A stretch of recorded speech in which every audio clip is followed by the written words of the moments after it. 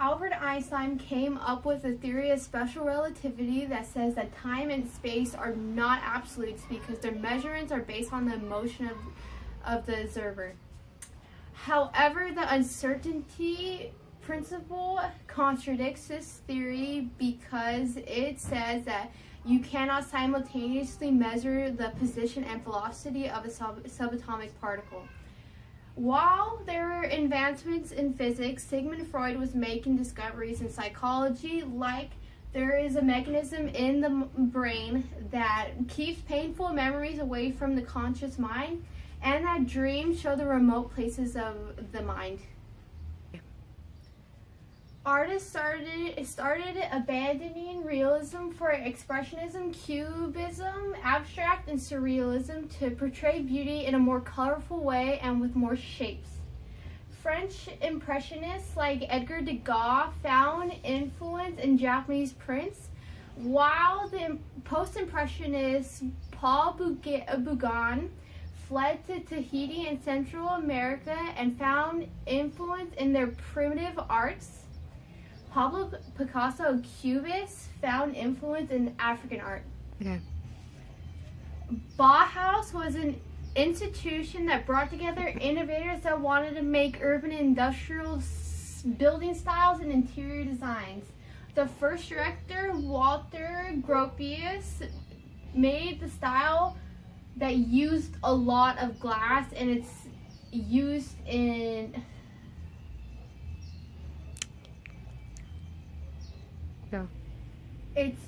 a lot of modern styles. Then the second director, Ludwig Mies, took his design and made skyscrapers. Okay. The Great Depression started in 1929 because the Allied powers depended on Austria and Germany paying their war debts, but Austria and Germany depended on U.S. loans. So the U.S. had to withdraw capital from Europe, which devastated Europe's economy. Also, there is a decrease in demand for consumer goods, which made an increase in supply and a drop in prices. After the war, when the economy was all right, people started buying stocks on margin, and then when the economy started slowing down, they started pulling out of the market. But on Black Thursday, which was October 24th, 1929, people started panic selling on the New York Stock Exchange, and that caused the prices to plummet. People lost their life savings, and it worsened when lenders called in loans and they were not able to pay for it. Okay.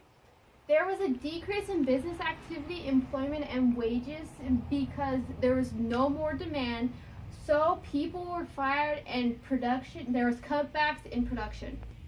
Nations that depended on the export on manufactured goods like Germany and Japan suffered the most, and also nations that relied on the exportation of agricultural products and raw materials.